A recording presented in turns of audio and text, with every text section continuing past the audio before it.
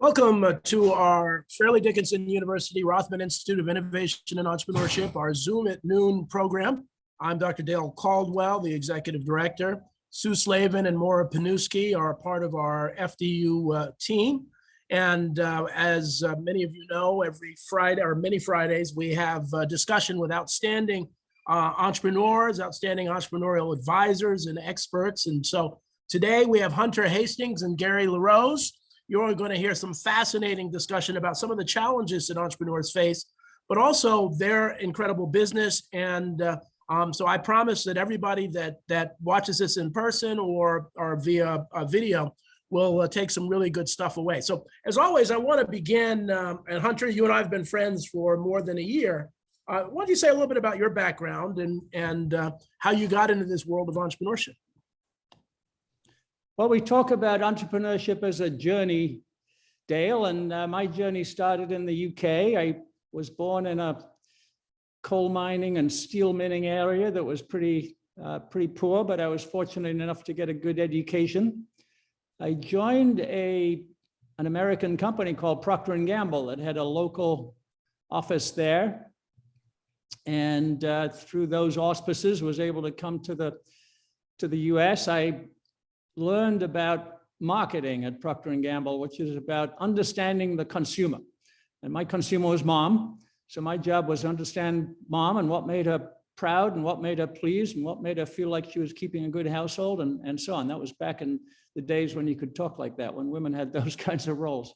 And then what I found was that knowledge that I had developed was actually an economic asset.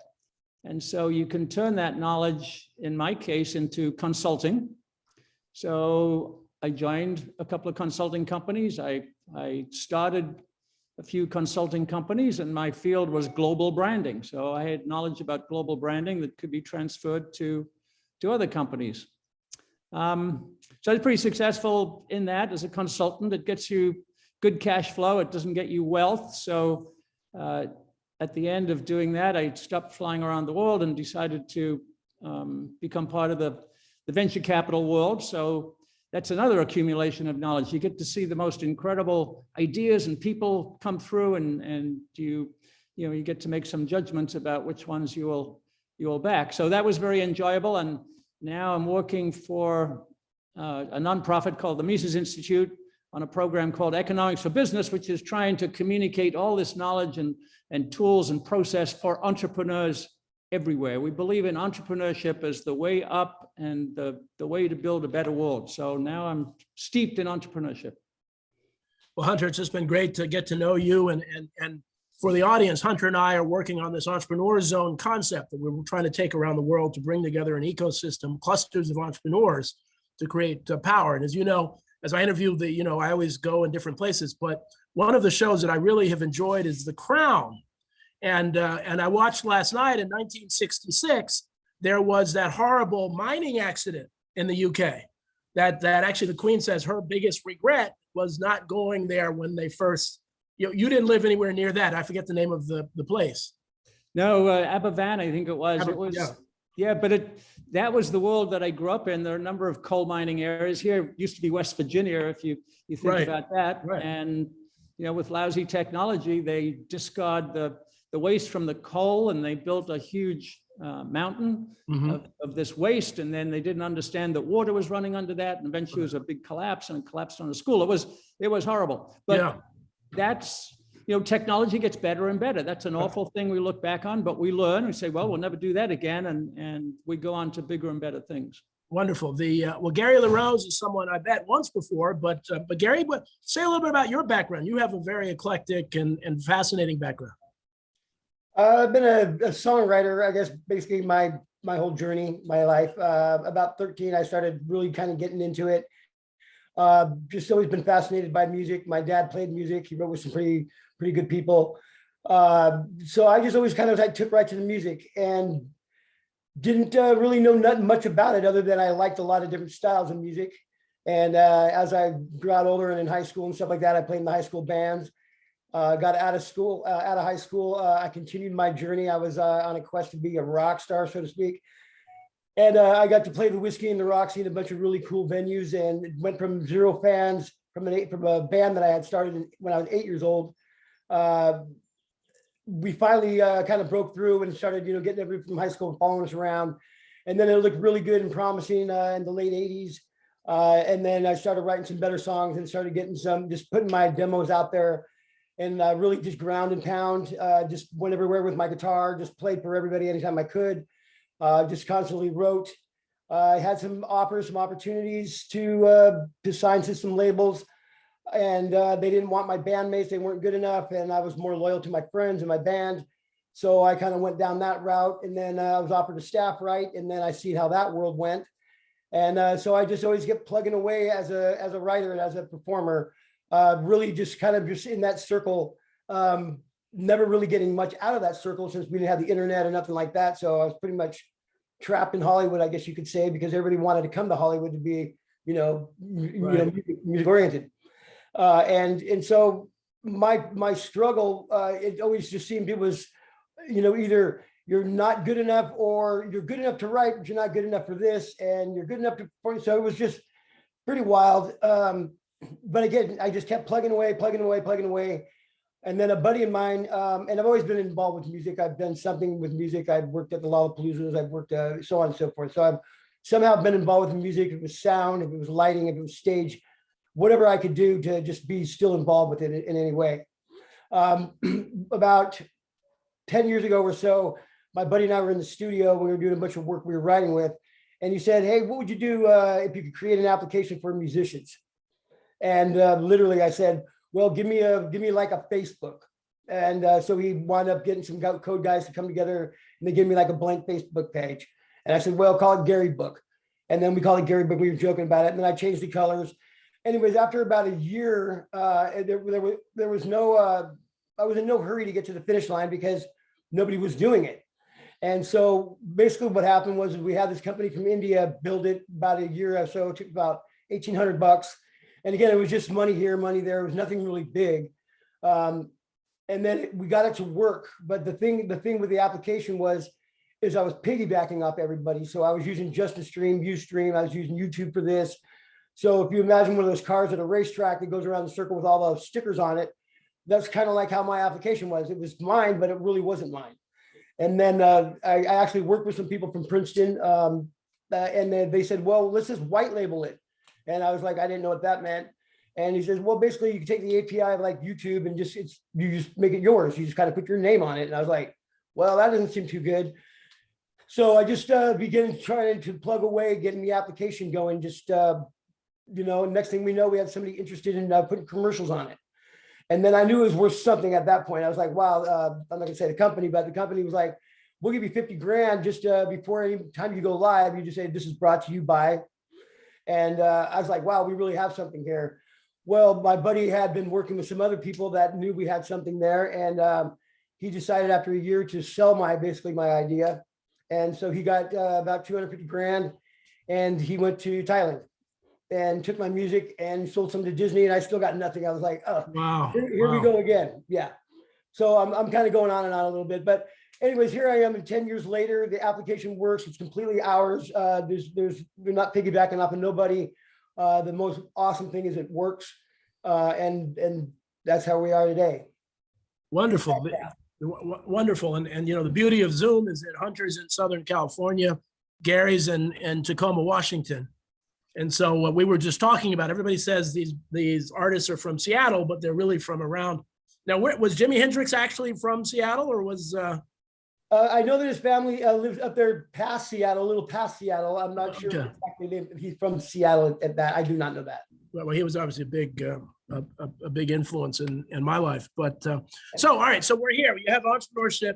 How did the two of you get together? You have different backgrounds. You're different parts of California, of the West Coast. How did you guys connect? Hunter? Oh, I was always looking for investment ideas, and the thing about being in venture capital is you get to meet a lot of just brilliant, fascinating people with a lot of ideas. And I got introduced to Gary, and his concept is the the concept for the modern world, which is that anybody has access to a virtual studio, a virtual stage, a virtual distribution system. If you can make the music, if you can film yourself, if you can record yourself, you can put it up on the internet, you can, I used to call it live on your wits. It's how good, how creative you are. You can talk to your fans, you can sell your merchandise and so on like that. So he's built that side of it. The new and very interesting side that he's just in the process of adding now, I should let him talk about it rather than me, but is the physical side, which is he's building a place in Tacoma, which could be reproduced anywhere in the world, for the musicians to come and perform live or record live or meet the best producers or meet the best filmmakers. The fans can come there, they can test out new music and so on like that. This idea of the physical digital interface, we were talking earlier, Dale, we called it the barbell. You know, part of life is going to be on the internet. It's all digital, it's all Zoom, it's all messaging, it's all tweeting. And the other end is going to be physical, live, in-person, me and you experiences. And we want both of those things. And, you know, Gary has captured that in what he's doing, which is you can have both. In fact, you fuse them both. It's a physical digital interface. It's really, really the future. And so that's what got me enthusiastic about what Gary's doing. I'm on mute here. And first, I apologize. I'm here on Princeton University's campus. This is my reunion. And I was showing the guys earlier, these are the crazy orange and black things that all the reunions are wearing. So it's only Princeton guys would be able to wear that without embarrassment. Well, we like being embarrassed. So so every now and then people will be coming through here. So there may be some noise. So I apologize in advance. And so what was the first thing? And so what we want to do is talk about your business, but also some of the commonalities among other entrepreneurs. So as you guys got together, what were some of the first things Gary, what were you kind of thinking about Hunter? And Hunter, what were you thinking about each other? So this is kind of the first, when you first got together. It's a marriage. It's a financial, entrepreneurial marriage. So, talk about that. Well, I think this is actually kind of funny. My brother's the one who actually introduced me to Hunter. My brother was doing some work for Hunter's property, and the guy that was the contractor there, my brother says, "What does this guy do?" Because he's got a beautiful home, and he says he does something with the internet and helping out people on the internet. He's like, my brother could use some help, and so I said, "Cool. I mean, I would take any of the help that I could get." And so we had a big to-go, and I had a bunch of people working for me at the time, and so we put this big old thing together, and we tried to really impress him. And he was like, not impressed, but I like to call it the round table. He's like, the round table of people, what are they really doing for you? And I'm like, yeah, what are they really doing for me? So I learned a lot right at that moment. Anyways, I had said to Hunter, he says, well, what kind of money are you looking at that you think that you need? And I said, between 36,000 and 170 million. And he says, and he literally said, he goes, well, if you would have given me one of those numbers, but possibly we could have talked about it. And, but that's a pretty big far jump.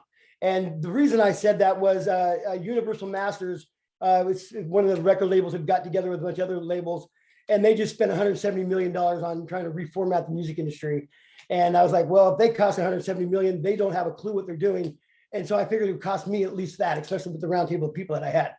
But the 36,000 was to finish the application from the development team that I had. So that's how that worked.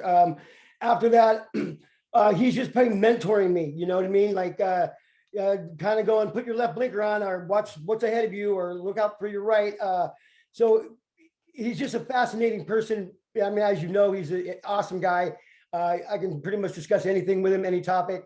And so I kind of looked up to him as a mentor, and kind of stepped away from like, I need, and more like, listen. So I've gained a lot of insight and a lot of just inspiration from Hunter. Yeah, and not to embarrass him, but yeah, Hunter's one of the most insightful and level-headed and balanced people I know, let alone folks who understand entrepreneurship. And so kind of lesson number one is listen to the experts. You may know your business, you may know your product, but you may not know the business of entrepreneurship. So one, I tell everybody, find a mentor, but I also tell them maybe even have an informal board of advisors. So So Hunter, I don't know if you guys, Gary, if you have a formal board of advisors, or what's the story there? Actually, excuse me, actually I do. When I had this idea basically taken from me, and I shouldn't even say this idea because it's moved so much further than what it was when my buddy sold me out. The moment my buddy sold me out, I went and obtained an attorney, and I thought I needed to spend the last of my eggs on this attorneys. So I got those attorneys. I needed to do this, and I needed to protect this, and I wound up finding. I asked, who's the best intellectual property attorney that you know, and I asked my attorney that I had, and she had mentioned one attorney, and I said, I already went to that guy, and he's not the best. She goes, well, you're right. This guy, Eric Morton's the best. And so before I do that, I was Googling it, and literally I found his number and stuff. So I said, well, can you contact me with him? She goes, well, you guys ain't the right fit. You know, he's completely different than you. And I was like, I already got his address and his phone number. I'm on my way to see him.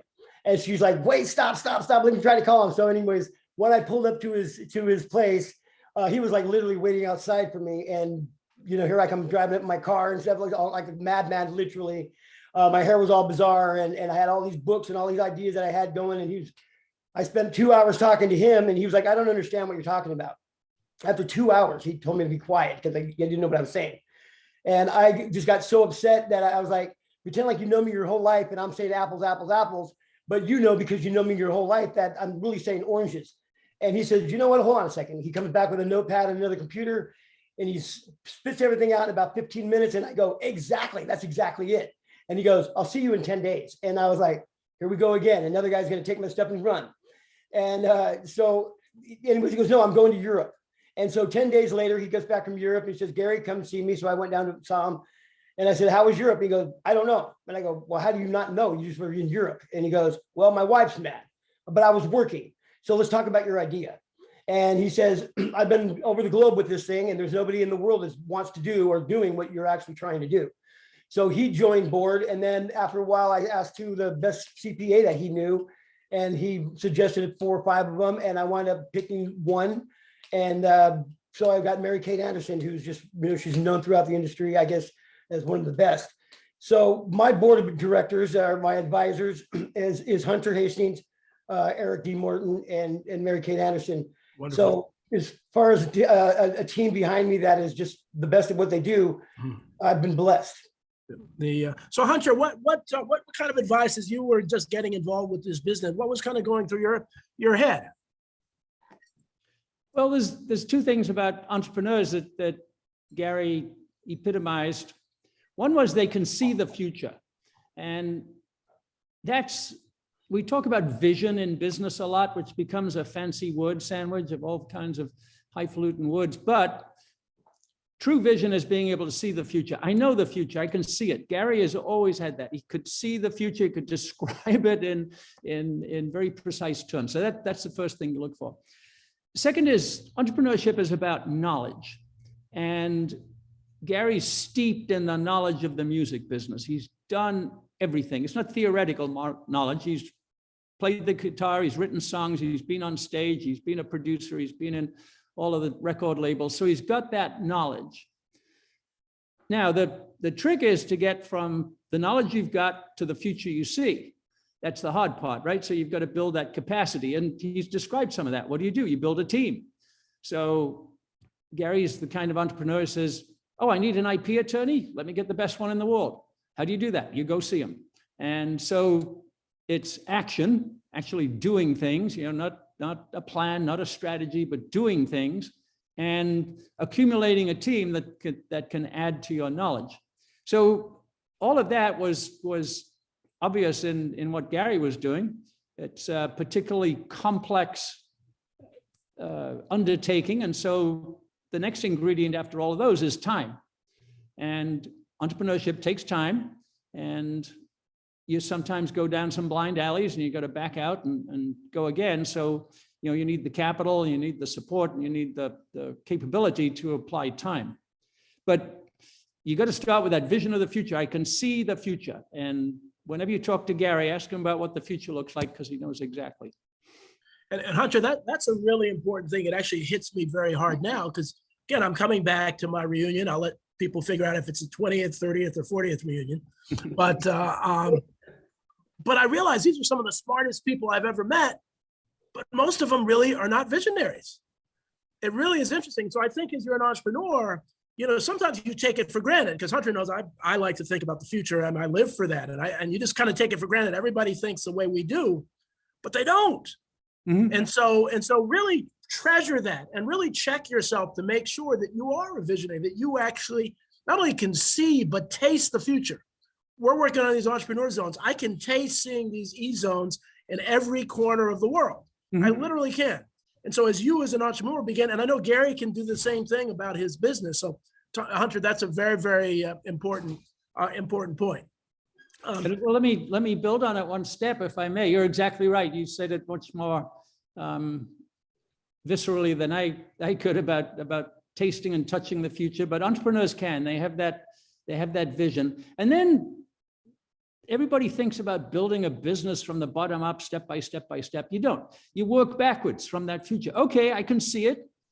What does it take to get there? If I was 10 minutes away from that future, what would it look like? Everything assembled and in place and ready to go to hit the switch. What did it take to get me there? And to get there, what did it take? And then how did I start? You work backwards. Then you put in the design steps to go forwards and achieve that. But you got to work backwards first. You got to work backwards from your vision. And most people get that the wrong way around. They think of entrepreneurship and innovation as a production process. You have 1, 2, 3, 4. It's not. It's a vision backwards process. Let's talk a little bit about money. And so, so finances and financing. Sometimes I think that some people think that, they go for money too quickly. Hunter, you're more of an expert. What do you think about that? What advice do you have for those that think they need financing and they're beginning that process? Well, here's where I start. The entrepreneur starts with, what do I know? We've talked about that. What's my special knowledge? Who do I know? Because you're going to put together the knowledge of a lot of people and a lot of different experts and so on like that. What are my resources? So you may have some savings, you may not. And another good thing to ask is, how much am I prepared to lose here? How much am I prepared to risk to find out if this is a good idea? So maybe you've got $50,000 or $100,000 or $10,000 to start. Maybe you don't. So can I share my screen, Dale? Let me make sure you can. Hold on a second. Yeah, I got I'll bet it. You should be able to. Yep. Mhm. Yeah. So on our website, Economics for Business, it's ECON4business.com, economicsforbusiness.com. This is an example of the kind of tool. It won't be specifically applicable to every business, but let me talk through it. So financial capital options for businesses at all stages. We've got this little chart here, and it goes in the axis from low requirements to high requirements. If you're going to borrow money or take investment money, are the requirements of you low or high? And then this is business stage from left to right. So when you're just getting started, there's tons of money out there is the first piece of knowledge to have. There's plenty of people want to invest or lend you something and so on like that. It's whether or not you're willing to pay the interest rates or give away the equity or whatever it might be. So down here in these red buttons, we start with what we call friends and family. So I think Gary would confirm that's how he started. People he knew, they'll give you money. You got to promise them a return. Maybe their requirements are low because you can take as long as you like. There are people called angel investors. I do a lot of this now, which is you're not a formal venture capital firm, but you're a person who's willing to put some financial capital into a business. Find some angel investors. They exist everywhere. They're individuals. They're little groups all over the country. Where I live in San Diego, there's a group just down the road from me in Cardiff, which is a little beach town, and it's called Tech Coast Investors, I think, or something like that. Find them; they're all over the place, and go pitch them if that's what you want to do. On the internet, you'll find, this is a couple of years old, I don't know whether these are still the ones, but you'll find little lenders called Local Stake or Next Speed, or maybe you'll do crowdsourcing with Kickstarter or something like that. You go out when you've got some business, your business is a middle stage. There's all kinds of more companies out there. You know, some of them are listed here, Cabbage and Funbox and so on like that. You're going to be paying bigger interest rates. They'll have higher requirements of you, but they're there. They've got more money. And then if your business gets big, you can go to the banks, which actually charge you low interest rates, but they have huge requirements. They want collateral, or they want your second car and your third dog or something like that. I mean, they're going to charge you a lot of collateral. So your business needs to be pretty robust and proven by the time you get there. But my point is, one, there's money out there if you need it. Don't go there until you've examined your own resources, and then check what stage you're at. Am I at the stage where I need friends and family to support me and give me low requirements because I'm not really sure where I'm going here, or am I further up the curve?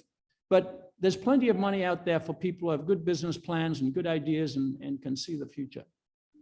And so let me ask and get personal. And so Gary, did you feel you had a good business plan when you presented it to Hunter, or did it need work?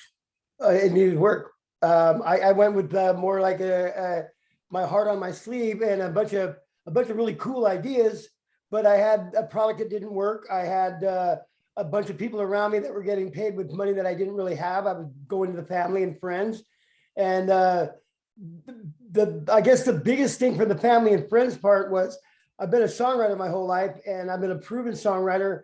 It's easier for me to write a hit song than it is to get accredited for it, which again was one of the biggest reasons why I wanted to create something that would give people like me an opportunity to be, I don't know, recognized, but acknowledged at least somehow. Mm-hmm. And so I went to the family and friends, and then I thought I had it all together. And it's amazing what we learned from then to now. I've known Hunter about 4 years now. And so I basically expunged all my family and friend funds where they were like, because every application that I kept building failed, and it was a fail. It was like I got pretty professional at failing. And so the families and friends were still going like, sell some of your songs. And I was like, well, no, I'm kind of hold on to these songs so I can give them away, and which made no sense to them.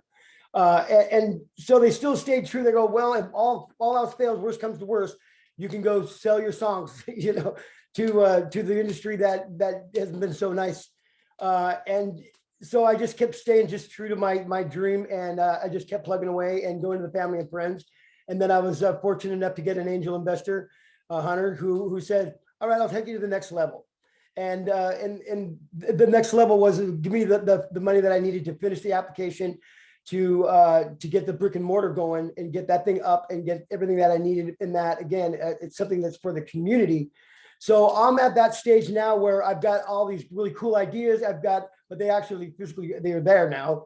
The building's there, the studio's there, the venue's there, the production studio, the streaming studio. So all these are little, and it wasn't like a lot of money that I needed. I've always been like, we just need this much, and then we'll power through it, and we'll make it happen ourselves. And so that's kind of where I'm at now. I'm at this stage where I'm more likely I'm going to have to go search some of those firms that Hunter's talking about. And because I do have to give a little bit more to get a little bit further. And I'm well aware to have the vision come to reality, it takes people around you. And so the selfishness or the I can do it myself attitude is no longer. It's more like, let's get more people on our team that wants to better this thing and make this thing a reality for everybody, so everybody can win, literally. So Hunter, let me ask you this question. Why, this is a question everybody wants to ask, VCs or investors.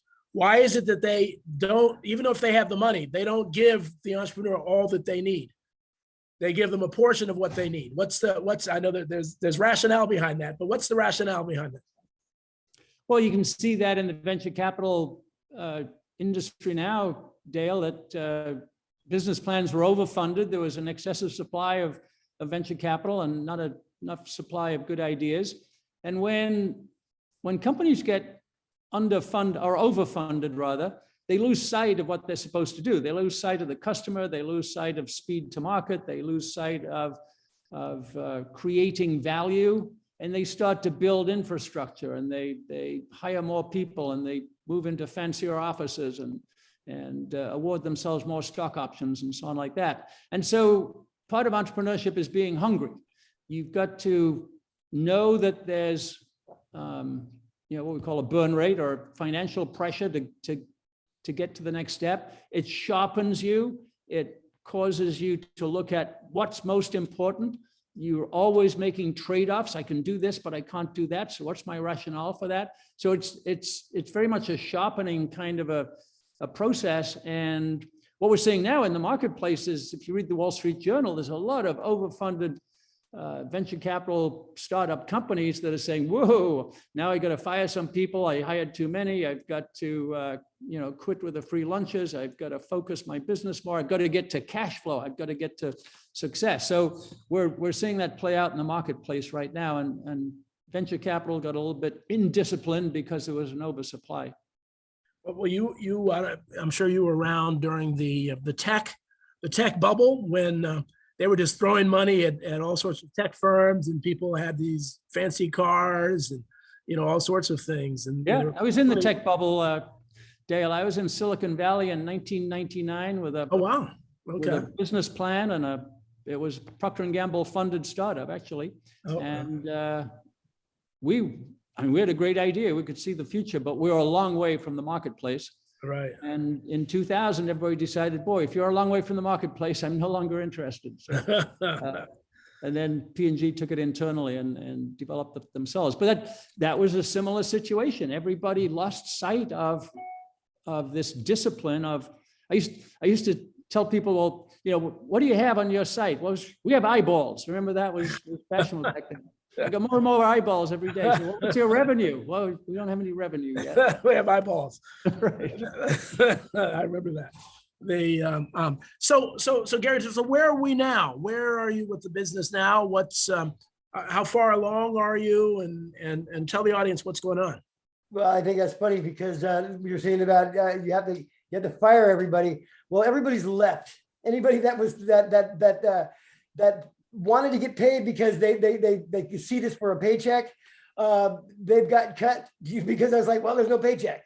Right. And it's literally, it's just trying to just to get to that finish line, knowing that finish line just means that's the starting line to something else. Mm-hmm. And so I'm there, and again, I'm still hungry. I got so many great ideas that I know that are actually materializing. I think the beauty is the people that are around me and that have stayed true are the people that never ask for anything, and the people that you owe me or I'm going to get.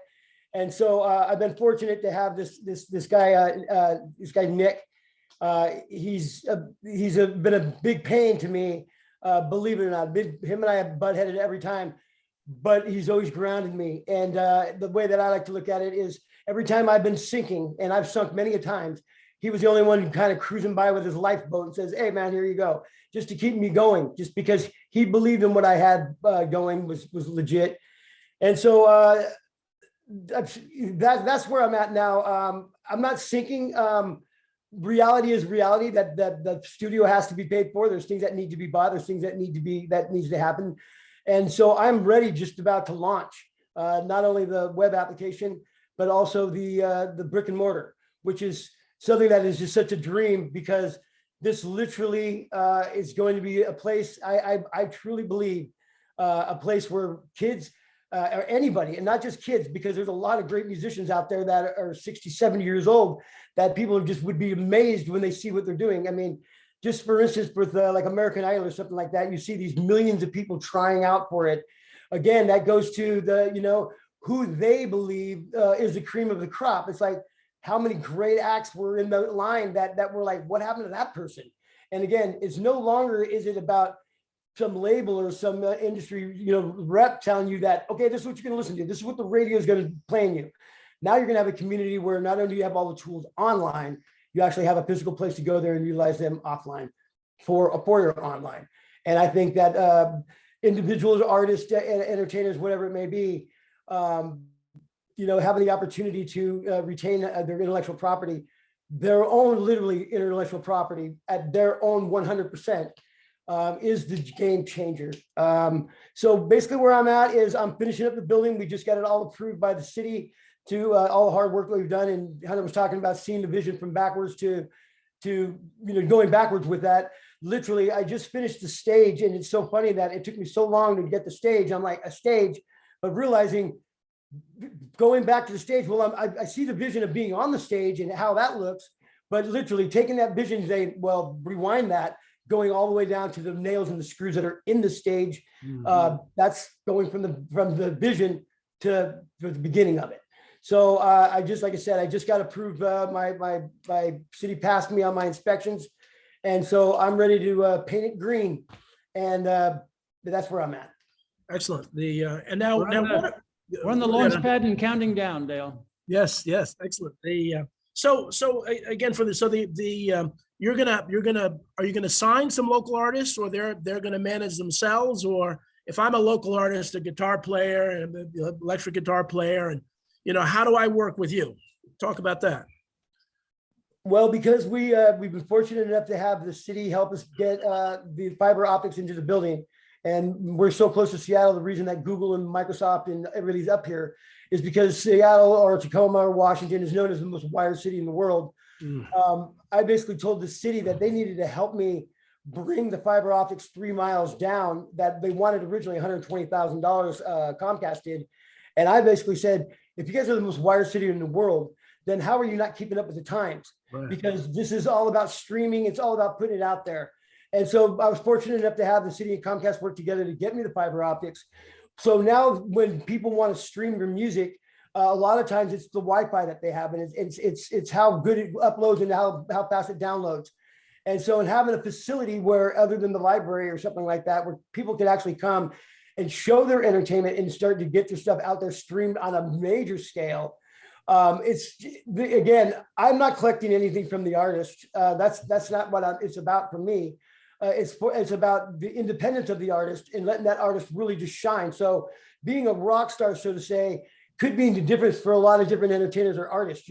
Maybe just having one person giving them 88 cents a month makes them legit. I mean, that's how I feel. If some stranger's giving me 88 cents to watch me better myself or produce more material or whatever it has, to me, that's it. You got somebody else that likes what you do.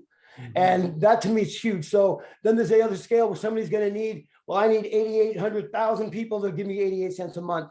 And again, so what you consider yourself successful, or how successful you want to be, is sky's the limit, because with the technology they have these days, everybody and anybody is going to be able to determine how good or how bad they are. And I think the huge thing is if you have, let's say, a young guy who just learned how to play guitar, well, people might start subscribing to this individual artist and just to see him better himself. So it's like, yeah, I've been following that guy when he didn't even know how to play, and with donations and whatever may have it, that giving them the opportunity to have that facility to be able to get that donation, will now be able to say, well, here's 3 years later, and this guy's this amazing guitar player, let's just say. But again, it's not up to me or to you or to anybody to say that guy's good enough, because good enough is on a different scale for everybody. Right. So I think that given everybody an equal playing field to be successful, and exactly financially make it lucrative for them, I think that is the biggest win. I truly do. So that's what I say about the musicians or artists that come to the facility or use the company. Is it's up to you to how bad you want to make it. You know what I mean? We're just giving you all the tools online and offline to enhance or to show or to, just to get you out there. So I'll give you, Dale, a big fancy modern internet word for what Gary is doing. It's called generativity. And the idea is that there's a platform here that anybody can have access to. So in this case, it's musicians.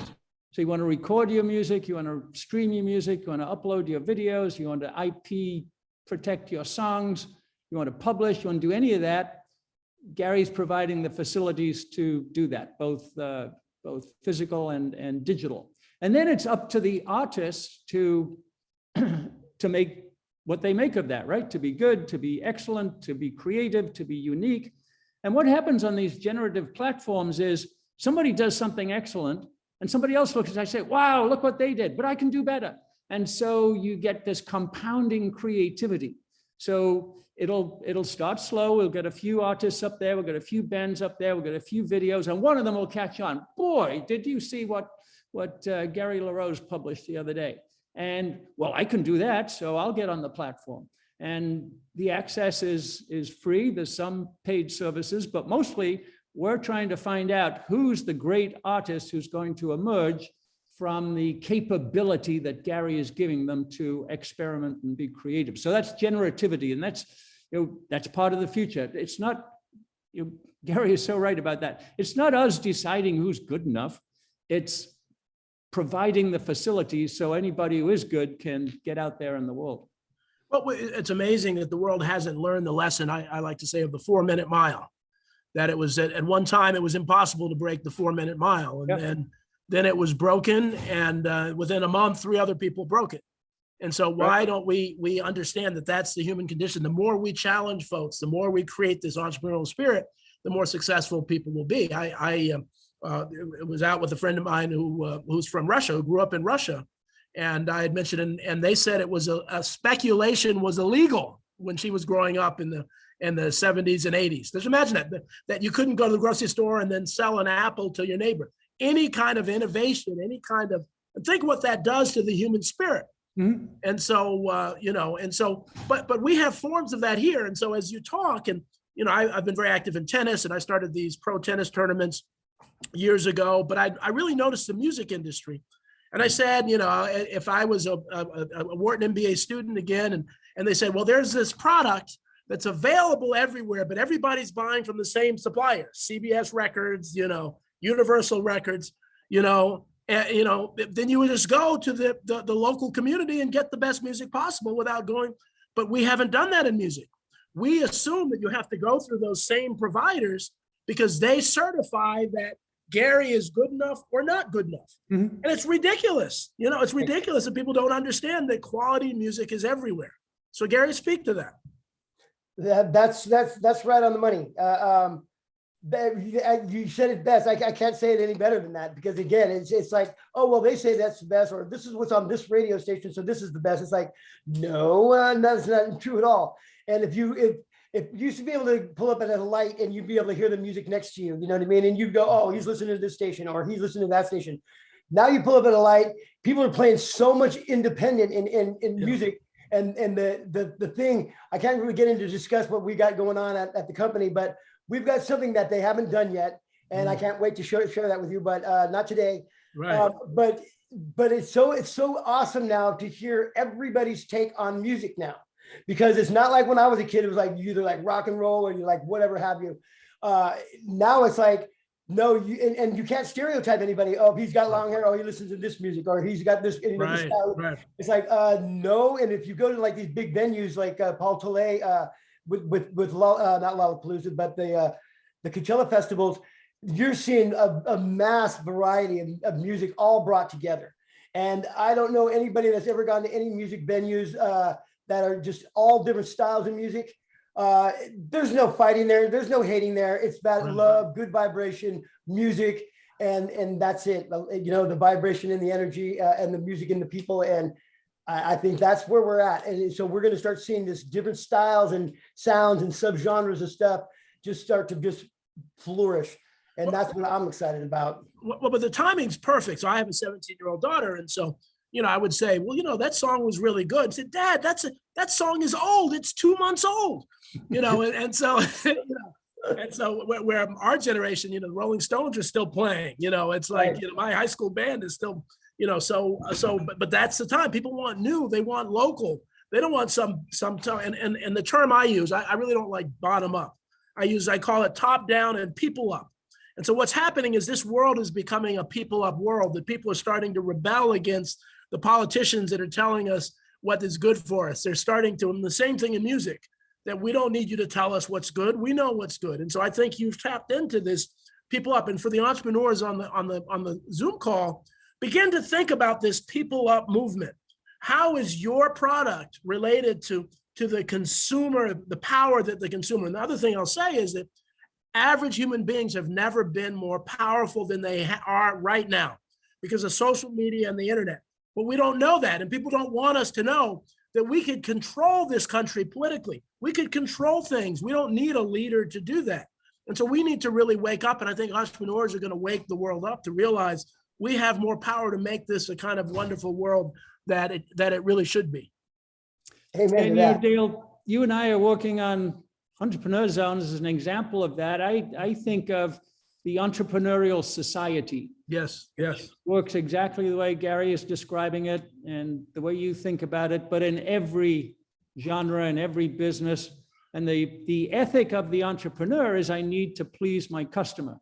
I need to create value for them in economic terms. And if that's what everybody in the world was thinking about, how can I create value for my customer? How can I play better music? How can I build better software? How can I provide better meat and fresher food and all of those kinds of things? If that's what we thought about, and we get rewarded by the marketplace for that because they tell us, whoa, I like that, I'll pay for that. That's the signal. And so that becomes a virtuous circle. And if the future is an entrepreneurial society, it'll be a lot better than the political society that we tend to have now. So I think the idea of entrepreneurship is, yes, it's business. You've got to succeed in business. It's the best way upwards. It's the best way to make a successful and achievement-oriented person of yourself, but it's also a better society. It's better for everybody in the world. And that's the spirit that I think Gary and you are talking about. And I'm very inspired by that. Well, and again, I mean, the idea of the entrepreneur zones is to do just that. Is once if these zones, and I just see it, we can create that entrepreneurial society. And so even those, and sometimes we like to ascribe evil to, and it's not, it's not that the big corporate leaders are bad, but there's a system. And one of the things I learned when I was at Deloitte Consulting is that sometimes it's a system that's the problem. It's not always the people. And so we have this quarterly reporting. So we have companies every 3 months have to find more profits and even fake profits so that they can look good for Wall Street. So their customer base is Wall Street. Their customer base is not the consumer. It's not the individual, yet the entrepreneur's customer base is the consumer. And so, what we have to do is let people understand the difference and that they don't care about you. They just care about making profits. And so we need to really change that. And it's not because people are evil. It's just the system has gotten out of control. And I think there's kind of this war, if you will, outside this economic war that's raging. And so it's just great, Gary, to see people like you who are not only doing entrepreneurial things, but you're really trying to change an industry. Yes, sir. Gary has raged against the system for a long time, and he's going to change it. But Dale, you're so right. And one of the problems that we face, we've got to figure out in the future, and we will through the internet and through entrepreneurship, is this financialization of capitalism. I believe in capitalism. It's about raising everybody up, giving everybody an opportunity. But financialization, there's 20% of the economy that's not trying to make money, they're trying to trade money. Right. And they're trying to trade stocks and trade bonds and so on like that. They're not producing any value. They're not, as you say, they don't have customers in mind, but they've got it to the point where the CEOs of the big companies are forced to live in that system. And that too will pass. Yeah, I think it will. I mean, everything goes in cycles. We've been around long enough to really see that. And so, as we have some of the entrepreneurs, who are on this call, we know a few of them. And we say hi to Scott Livingood, our professor, partner, and friend. Hunter, you always have such brilliance for entrepreneurs. Any thoughts as you've gone through this VC process and other things for entrepreneurs that are really trying to get to the next level? Well, I really do think it's about people in the end. You can be intimidated by competition and finance and so on like that, but we believe in the entrepreneurial orientation, and that's Scott Livingood, whom you just mentioned, calls it a mindset. But it's how do I think of the world? It's your 4-minute mile model. You can either be Roger Bannister and say, I think I can break that. Or you can be honest, everybody else in the world and say it's impossible. The human body can't do that. So that's the entrepreneurial orientation. It's a mental model, if you like to use that term, about seeing the future and getting to the future and having that optimism. I wanted to show you, if I can, again, another example, which I love. Please do. Which is So if you can see this, this is a little brand called Infinical. And this is a buddy of mine called Victor Chor. He's in Queens. He started off flipping, as he calls it, stuff on Etsy. You know, I'll buy this and I'll see if I can sell it. If it sells, I'll buy some more. If it doesn't, I won't. And he was in college in his dorm room and he was just doing that and he made some money. He said, whoa, this is fun. And so he started to get serious about it and said, maybe I should specialize. So he thought about specializing in digital accessories because the digital world is growing. So I did the same thing, bought some things, sold them, and began to find out what would sell and what wouldn't. So then he discovered, well, a lot of these things come from China. So let me see if I can make some connections with China. Well, there's an app called Alibaba, which will build you a supply chain starting in China. What do you want? And so you start to just message people through Alibaba and you bought some things from them and you sold it. And that started to be a business. So then he said, well, I'll go to China and see what that looks like. And he went to some trade shows, found some new things. And eventually he decided to get into the specialty of wireless charging. He calls it Pandora Portable Power. But he was buying these things ready-made in China. Then he found out that you could do custom manufacturing in China. Hey, if I design it, that means you'll make it to my specification. It'll be unique. It'll be my brand. Yes, you can do that. And so that's what he started to do next. So he's got this brand called Infinical. He calls this one the P3. It's the third generation. He's got the fourth one coming up, P4. How did he fund the development of that? Kickstarter. So he went on Kickstarter, said, I'm trying to raise, I can't remember the number, $150,000 or something like that, to fund the P4. And if we hit our target and we're able to launch, then everybody who subscribes will get a free P4 and maybe a hat and a mug or something like that. But he made his money, he got to his target. So here's a young man who's building a brand, but it started out just being an entrepreneur, flipping stuff on the internet. So I just wanted to point that out as another example. He's now got knowledge about wireless charging and Chinese manufacturing and supply chains and the internet and marketing and so on like that nobody else has.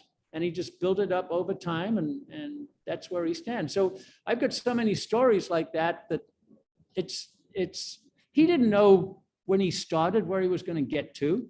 So a lot of it is just about having this entrepreneurial orientation of, I will start and we'll figure out where to go. Your end might be, I want to be successful, but how you get there is going to change. So just get started. It's about action. It's about doing. It's about learning by doing. Well, and the thing I've learned, Hunter, is that this makes so much sense.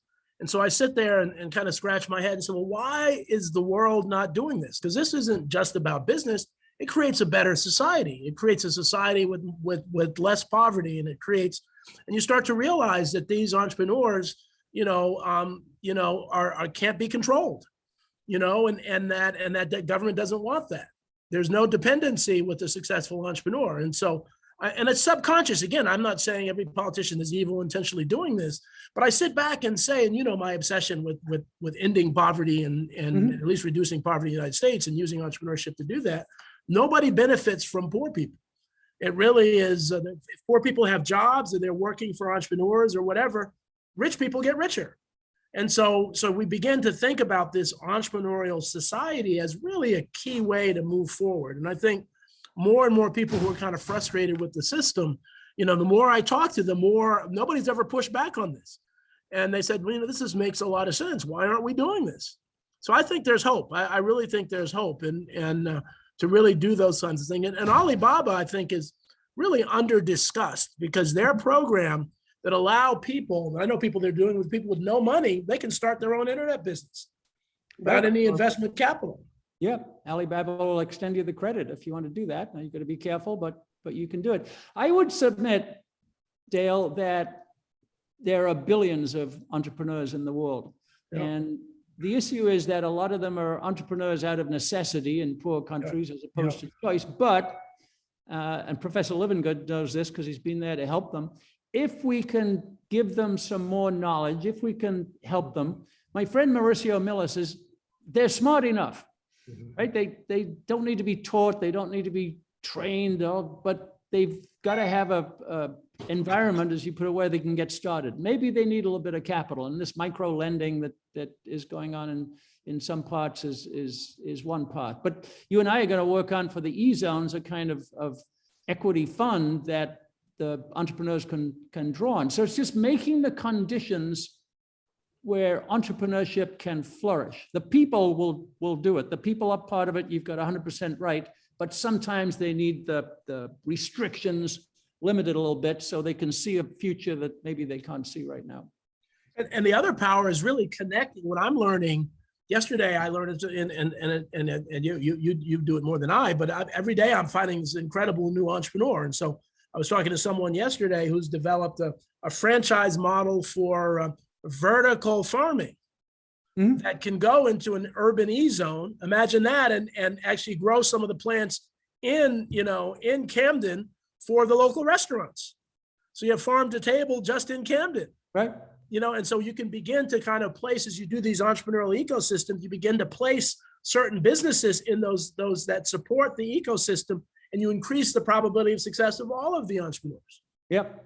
Yeah, so it becomes an innovation community. And I think that's what Gary's going to be able to do with the music community, and initially and physically in Tacoma, but eventually all over the internet and all over the world, as you get this community of people working together. And Gary, the creativity, which is another part of this, you're in the most creative industry in the world, right? Yeah, absolutely. And I just want to touch on a couple of things you guys were saying about the entrepreneur, and about, you said there's billions of entrepreneurs. The thing that I look at with music, and just that music alone is like the old saying, or the saying, everybody's got a song in their heart, everybody's got a song to sing. And my brother, when I was creating this app, there was either you were the appreciator or you were the artist. And so I said to my brother, I go, well, I think that every appreciator or fan should have the option to become an artist. And my brother goes, I'll never be an artist. I'll never be an artist. I'm never going to use it as an artist. I'm only going to use it as a fan. And then later on that day, he was whistling something around the house. And I said, what are you whistling? And he's like, I don't know. And I go, you don't know what you're whistling, but you're just whistling? And he's like, well, yeah, I'm just whistling. I go, well, you know what? There's a page on our program here that is for whistling. So you do have a song in your heart. And so you are an artist. And then, but anyways, that's basically my point, because everybody does have a song in their heart. I mean, everybody gets maybe that song that they sing in the shower that I don't even know where that song comes from. Right. But so I believe that everybody, they just have that opportunity to be like, maybe I can sing, or maybe I can play kazoo, or maybe I can do something. Somebody's going to appreciate what you're doing. Yep. And that's the reason why, I guess that we're all, I mean, for myself, I did it because it was in my soul and my blood to want to just jam and play music. Yep. And then when somebody recognizes it, they go, that's pretty good. That's the recognition. It's kind of like a like button on Facebook, I guess. It's like, I got a like, you know what I mean? Right. It stimulates you. So it's the same thing, I guess, for music. And when people start realizing that, wow, really, that whistling that was really that good, you'd be amazed how many people probably want to listen to a whistling channel. Yeah. It's so before we go, Gary, we can't leave. So you've written a number of songs. In what genre is your music that has been popular? Well, I think it's funny, as I was talking to a buddy last night, and there's a rhythm section, a bass player and a drummer from two famous bands. And he said, hey, they want you to sing with them. And I'm like, well, I don't do cover songs. I'm not going to do their songs. And they go, no. They want you to do, so-and-so. And I said, well, how do they even know what I got going on? And he goes, well, I played him 3 different songs of yours. And the 3 songs that he played for me were completely different. One was like a country song. One was really. One was a jazz song. I'm like, really? Well, and it's not that I got a lot of range as a vocalist. It's just, I got a lot of ideas as a writer. And so I was just touching on we can't really describe what your music is. And so I think, to me, that's pretty stoked, because maybe one day I'll have my own, subgenre of music, the Gary LaRose sound. Wonderful. So, there you go. Well, this is great. We're at 1 o'clock. This is fascinating. We could go on for another hour, but Hunter, want to thank you as always. I probably won't be on our 4 o'clock call because I'm going to be out, at this reunion. You're wearing your Harlequin suit. Yes, but wearing my Harlequin, looking foolish. you know, and Gary, just again, For a it's good great cause. seeing you. Remember that name, Gary LaRose, folks. You know, we're gonna change the music industry. So Great. Sue and Maura, thank you very much. I want to thank all of you for watching and those that are watching video. There's a lot of great information here. I hope you take it to heart. It'll help you be that much more successful. So take care until our next show. Have a good one. Have a good Thank you weekend. so much. Thank you so much, Doctor. Thank you so much. Thanks, Dale. Bye-bye. Thank Bye-bye. you.